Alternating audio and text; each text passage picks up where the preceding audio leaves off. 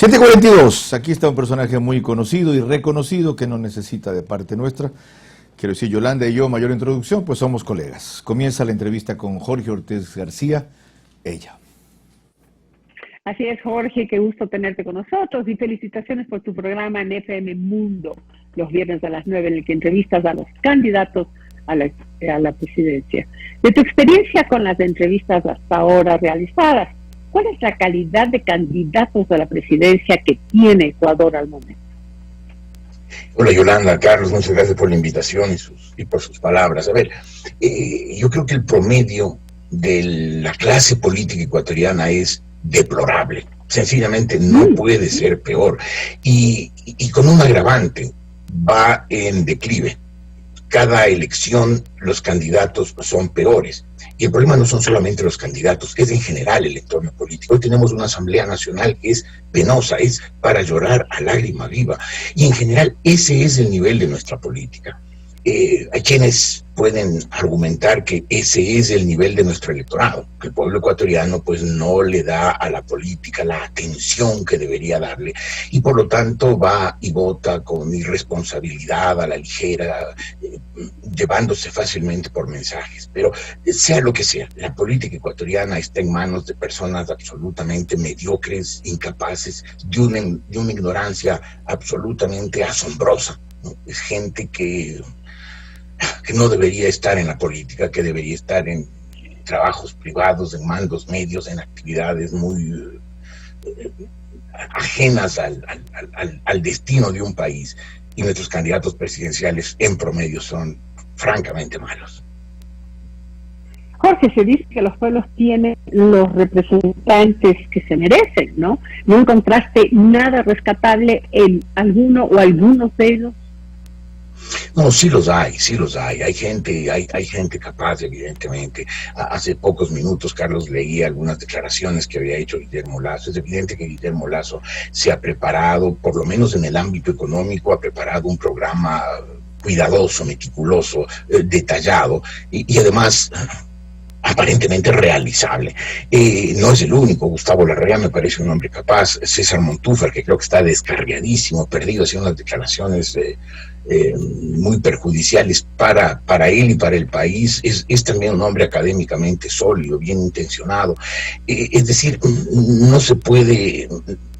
Cuando generalizo, digo el promedio de nuestra clase política es muy malo. Pero el promedio es muy alto, ¿verdad? Estamos hablando de 16, estamos hablando en medio. ¿Cuántos vienen a ser en tu calificativo deplorable? Perdóname, Yolanda, se alteró el sonido y no te escuché con claridad. Sí, parece que se congeló. Tú dices que sí hay rescatables, pero el promedio que tú entrevistaste, ¿cuál sería el promedio de los deplorables? ¿Cuáles no deberían ni siquiera haber soñado en estar en una candidatura presidencial? Pues la mayoría creo que pues Carlos Añay no debería aspirar a la presidencia de la República. Creo que la señora Jimena Peña es una señora seguramente de muy buena voluntad, una emigrante muy empeñosa, que trabajó con mucho esfuerzo en el exterior y que, según ella misma dijo, ha hecho su pequeña fortuna. Pero ciertamente son personas que están muy lejos de tener los méritos suficientes para aspirar a la presidencia de la República, ¿no? Es decir, cuando hablamos de ese nivel, estamos hablando de personas que quieren dirigir durante 4 años los destinos de un país, de una sociedad de 16 y más millones de habitantes, que está en una de sus crisis más profundas, con una situación económica deplorable, con una situación sanitaria peligrosísima. Pues ponerse al hombro una sociedad como esa, en un país como ese, en una situación como esta, pues requiere de un talento, de una capacidad, de una preparación pues muy grandes. Y que esta gente, la mayor parte de estos candidatos, efectivamente, de una preparación extraordinaria. Claro. No solamente ostentar una serie de títulos, sino además que a propósito no los tiene Guillermo Lasso, siendo, según tus palabras, uno de los más preparados para ocupar el sillón presidencial. Tú has entrevistado a 2 de 3 punteros. Yacu Pérez y Guillermo Lasso. ¿Hay diferencias de fondo y de forma entre ambos? Sí, de forma y de fondo, evidentemente. Además, creo que apuntan a electorados diferentes, ¿no? Guillermo Lasso está claro que trata de llegar a la clase media, básicamente a una clase media urbana que valora, esa es una de las características internacionales de la clase media, valora la estabilidad, quiere tener un ambiente tranquilo, un país estable para poder progresar o para poder seguir prosperando, mientras que Yacu Pérez es evidente que apunta a sectores jóvenes, a sectores que se pueden ilusionar simplemente con un plan verde, y apunta hacia sectores rurales e indígenas, y apuntan claramente hacia electorados distintos, y obviamente apuntando hacia electorados distintos, sus comportamientos, sus planes, sus proyectos, su forma de presentarse son distintos. ¿Andrés Arauz ha aceptado entrevistarse contigo? Sí, se supone que va a estar este viernes a las 8 de la mañana. Muy bien, yo de él no me hubiera atrevido. Llama la atención que esta vez la mayoría de candidatos, creo que son 12, que van del centro hacia la derecha y solo hay 3 del centro hacia la izquierda. ¿Qué pasó? Porque la derecha no encontró en Lasso la representación suficiente de la tendencia. Bueno, primero me parece un poco difícil ubicar a la mayor parte de los candidatos en algún lugar de un espectro político clásico de derecha a izquierda, es decir, de socialismo a liberalismo, porque la mayor parte de candidatos simplemente hacen unas ofertas populistas, baratas, inconsistentes, que es difícil ubicarlas aquí o allá. Son más que nada populistas. Ahora, con eso aparte, es evidente que el del centro hacia la derecha, el Ecuador, tiene gravísimas dificultades de cohesión. Pequeñas rencillas personales que antes caracterizaban a la izquierda, y más bien a la izquierda marxista, hoy se han ido hacia la derecha, y a los líderes de ese sector les cuesta tener diálogo, y si les cuesta tener diálogo, obviamente les cuesta tener consenso.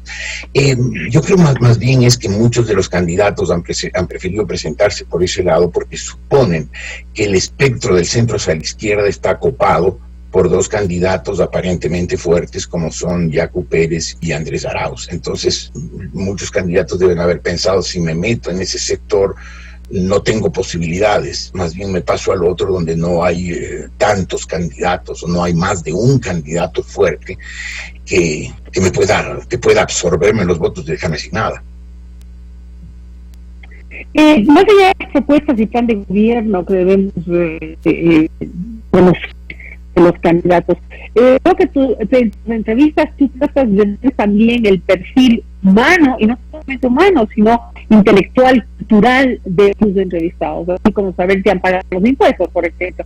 ¿Qué es lo que debemos buscar a las personas? Porque las propuestas son muy fáciles de ponerlas en blanco y negro, la puede poner cualquiera y presentarle al candidato, pero ¿qué debemos profundizar en lo que tiene que ver con el individuo para mejorar nuestra calidad de voto?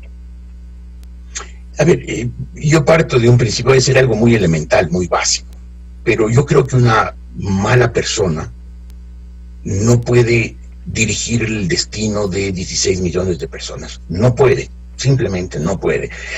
Carlos dijo en algún tuit hace pocos días, esta vez no estamos eligiendo un presidente, estamos eligiendo un destino, un futuro, un porvenir. A mí me parece que es una descripción perfecta de la situación actual. Eligiendo un presidente podemos equivocarnos, nos hemos equivocado muchas veces, pero eligiendo un porvenir en una situación tan crítica, en una encrucijada tan dura como la actual, no podemos permitirnos equivocarnos. Y entregarle el país a una persona que no tiene un buen corazón. Quizás estoy diciendo algo que suene muy elemental, pero cuando uno ve, por ejemplo, un hombre como Rafael Correa, un hombre que piensa 24 horas al día en él, en su ego, en su afán de poder, en su afán de lucirse, de ser la estrella. 10 años y medio lo padecimos, un culto a la personalidad enfermizo y enfermante. Obviamente no podía gobernar bien el país y malbarató, desperdició la mejor oportunidad que tuvo el Ecuador en toda su historia de darle una prosperidad estable al Ecuador. Entonces yo creo que buscar un buen hombre, un hombre con buen corazón, con buenas intenciones, es el primer requisito. Después hay que ver su preparación, sus capacidades, sus habilidades, su experiencia, su talento, su equipo para completar una elección. Bien, Carlos, perdón, Jorge, como decimos en la sierra, como es caras vemos, corazones no conocemos también. Vamos con el aludido, Carlos Vera, que sigue contigo la entrevista desde Guayaquil. Gracias, Dios. ¿Cuánta razón tiene Jorge? Porque yo cometí el error de no investigar si Correa era un buen hombre. En el 2006 me parecieron buenas sus propuestas y ahí tienen ustedes las consecuencias. Tampoco es cierto que lo elegí presidente, pero sí creo que fue influyente en esa elección. Esa es una gran verdad. Jorge, qué gusto verte. Ahora, me pareces cruel en tus entrevistas. Ya yo siempre he disfrutado tu estilo y me he enriquecido con nuestras diferencias, pero es cruel preguntarle a Jimena Peña qué libro usted está leyendo. ¿Por qué? A ver, yo creo que el nivel cultural, el conocimiento del mundo se adquiere en los libros.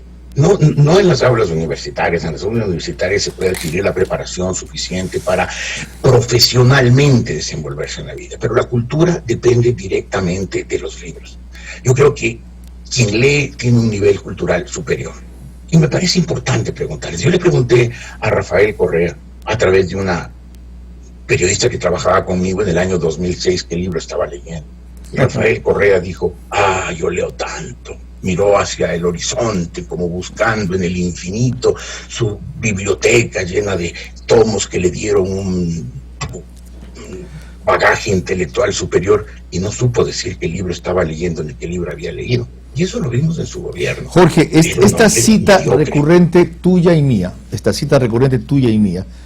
a ese individuo, dicen algunos que es la responsable, además tenemos esa influencia, imagínate, dicen algunos que es la responsable de haberlo mantenido en el imaginario, de que lo único que hemos hecho es crecerlo y fortalecerlo. ¿Qué sentido tiene entonces citarlo? A ver, Carlos, yo creo que en el Ecuador hemos tenido a lo largo de nuestra historia, desde 1830, periodos históricos marcados por líderes. Empezó siendo Juan José Flores, después fue José María Urbina, después fue García Moreno, Ignacio de Veintimilla, Eloy Alfaro y después evidentemente el doctor Velasco. Y ahora es Rafael Correa. Y todas las referencias en esa época se hacían a ese líder, porque en el Ecuador no tenemos presidentes, tenemos semidioses, tenemos unos caudillos a los cuales les entregamos no solamente el manejo del gobierno, les entregamos el país, les entregamos nuestro destino. Y entonces, porque además esos líderes tienden a asumir todo el poder, más allá de las facultades constitucionales, más allá de los límites democráticos, tienden a asumir todos los poderes. Este momento, la gran referencia para el Ecuador, y para desgracia del Ecuador, es Rafael Correa. Él gobernó 10 años y medio, fue muy ineficiente en todo, excepto en un tema en el que fue impecable: propaganda. Él creó en su torno una leyenda de un hombre perfecto, infalible, de un hombre de manos limpias, de corazones ardientes, todo lo cual no era, por supuesto, pero su propaganda fue tan perfecta que lo logró, y todavía hay un alto porcentaje de ecuatorianos, tal vez voy a decir una barbaridad, 1/3 de los ecuatorianos, 33%, que siguen creyendo en él y siguen confiando en él, al extremo de que están dispuestos a confiar en quien él ha puesto de candidato, a pesar de que quien él ha puesto de candidato, es decir, Andrés Arauz, es evidente que es una persona sin ninguna experiencia, sin ninguna capacidad, sin ningún conocimiento, sin ningún talento. Entonces es una referencia inevitable. Quizás, a lo mejor tienen razón, a lo mejor tú y yo lo hemos mencionado más allá de lo necesario. Yo he estado ausente del periodismo más de 10 años, precisamente por la persecución que sufrí en esos años. Pero creo que sí, creo que con demasiada frecuencia nos referimos a él, pero me parece que lamentablemente Correa sigue siendo la referencia inevitable de la política ecuatoriana, como en su momento fue cada uno de los líderes que yo discrepo contigo, y no por defenderte o defenderme, que no lo necesitamos, sino por una lógica muy sencilla. Si no hubiéramos hecho nosotros y otros esa clase de alusiones, el porcentaje de adhesión sería mayor y de aceptación de su candidato descomunal. Es ya significativo y preocupante por factores como los que anota Jorge. Yo diría que ese el uno a la cabeza. La propaganda generó un nivel de retención e idealización que, en contraste con lo que ha venido después por otras circunstancias, pero en contraste con eso, hacen que algunos lo añoren. Miren, hemos hablado de las entrevistas de Jorge Ortiz en FM Mundo, no me las pierdo, acá las reprisas Radio Centro, sábado y domingo, y solo quiero mostrarles un fragmento para que vean la mecánica, y después referir algo de esta última que tuvo el fin de semana anterior con Guillermo Lasso. Y hubiera esperado de usted un alineamiento claro. ¿Dónde estamos en cuanto a nuestra posición geopolítica estratégica? Porque una definición de esta naturaleza va a ser imprescindible en el mundo que se nos viene encima. Mire, Jorge, yo no tengo duda de que estaré siempre en el plano de la democracia, la defensa de la institucionalidad democrática. Es momento propicio su pregunta para condenar semejantes actos que acaban de suceder en una de las democracias más respetadas del mundo, como es los Estados Unidos. Es lamentable lo que ha sucedido. Yo siempre estaré del lado de la institucionalidad democrática, defendiendo la democracia, como lo hice en octubre 19 del 19 en el Ecuador. Lo haré también con una voz muy clara y fuerte respecto de posiciones en el caso de América Latina. No hay duda que Maduro y Venezuela no es la opción para el Ecuador. Ese no es un gobierno democrático, es un gobierno totalitario, es producto de una dictadura, producto de fraudes tras fraudes electorales. Jorge, ¿lograste un alineamiento claro? Implícito, no explícito. Ya. Yo creo que un candidato con verdaderas opciones de poder como es Guillermo Lasso debió haber tenido en su programa de gobierno de 87 páginas algo más que media página para fijar la posición del Ecuador en el mundo. Coincido, y si no es en el programa de gobierno, tu respuesta. Ahora, hay otra parte que también es muy cruel. Jorge comienza con chalaca, como decimos quienes jugamos fútbol.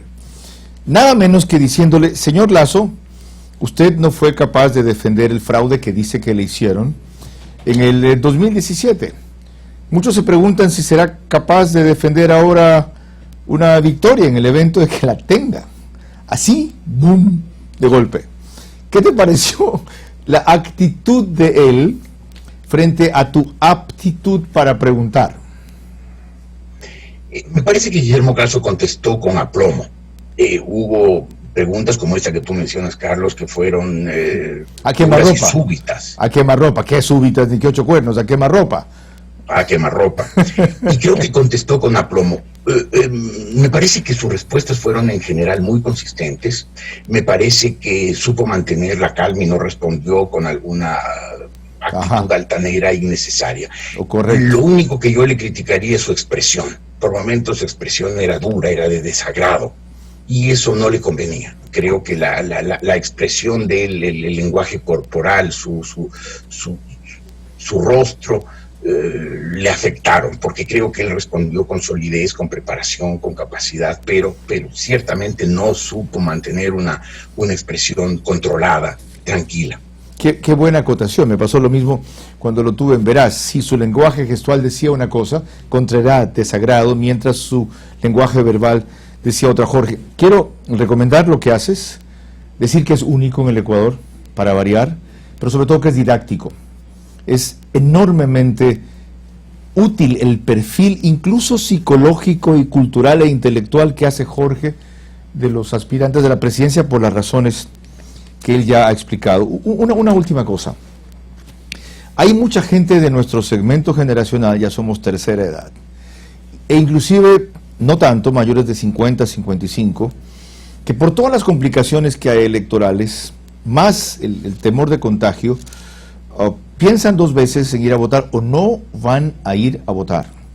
Lo grave es que en ese segmento etario está la generación que puede marcar un contrapeso con el segmento de 16 años a 35 años, que tiene una versión fresca de la historia por lo que dijo la propaganda anterior y no por lo que en realidad sucedió. ¿Qué reflexión les darías frente a esa enorme responsabilidad? A ver, yo creo que tú vas a ir a votar. Yo creo que yo voy a ir a votar, estoy seguro que lo vamos a hacer, y creo que todas las personas de nuestra edad, todas las personas de 50 años para arriba tienen una obligación moral, ética, patriótica, hoy más que nunca de ir a votar. Tú lo dices perfectamente, Carlos. Si personas de nuestra edad, personas que ya llegaron a la madurez, que conocen la historia más allá de la propaganda, del estado de propaganda que creó Rafael Correa, van a votar, pueden...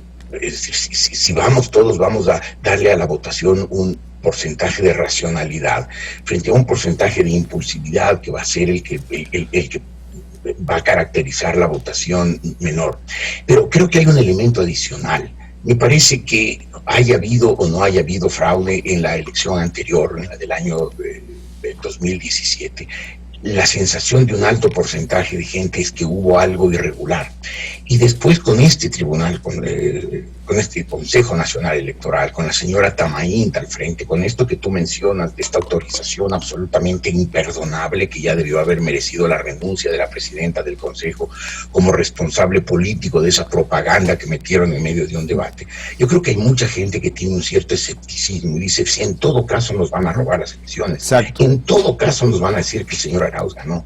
Y eso hay que sacarle de la mente a la gente. La única manera de garantizar que el Ecuador elija mal es absteniéndonos de ir, es poniendo nuestras dudas por delante de nuestra confianza en que esta vez vamos a ir, vamos a votar, vamos a pensar racionalmente, vamos a votar con el cerebro, no con el corazón, ni influidos por una propaganda torcida, y vamos a ganar las elecciones. Cuando me refiero a ganar las elecciones, va a ganar un sector político, un candidato, quien quiera que sea, en capacidad de dirigir al país con patriotismo, con sensatez, con racionalidad, con austeridad, alejándose del populismo, del caudillismo, de todas esas enfermedades, de todos esos males que llevaron al Ecuador a donde está.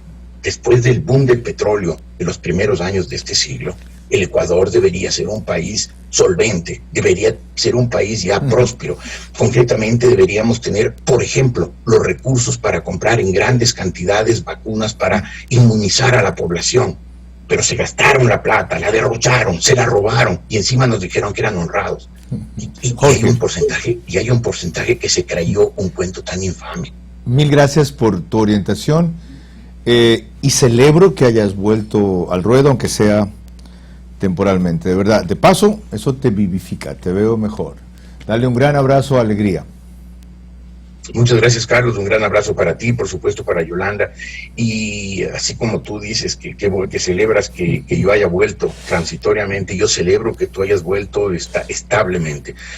Siempre lo dije oralmente y por escrito, que tú eres el mejor entrevistador que tenía el país, mucho mejor que yo, no me cabe la menor duda, y lo apuesto, no lo digo ahora, lo he puesto por escrito. Y creo que tu presencia en el periodismo ecuatoriano es indispensable, y no una presencia como la mía, al paso, estable, que te quedes ahí mientras puedas. Modesto Ortiz García, Modesto Ortiz García, gracias, un abrazo. Uno de los mejores, sí, gracias a Dios. Bueno, y esto no es modestia porque no es una de mis virtudes. De paso, quiero remarcar en una cosa muy importante que dijo Jorge. Sería gravísimo entregarle el país a un hombre que no tiene un buen corazón. Y dijo que por ahí empiezan los méritos de un buen gobernante, pero no acaban. Habló de que es importante conocer su nivel de preparación, su inteligencia, sus habilidades y su equipo. No lo olviden.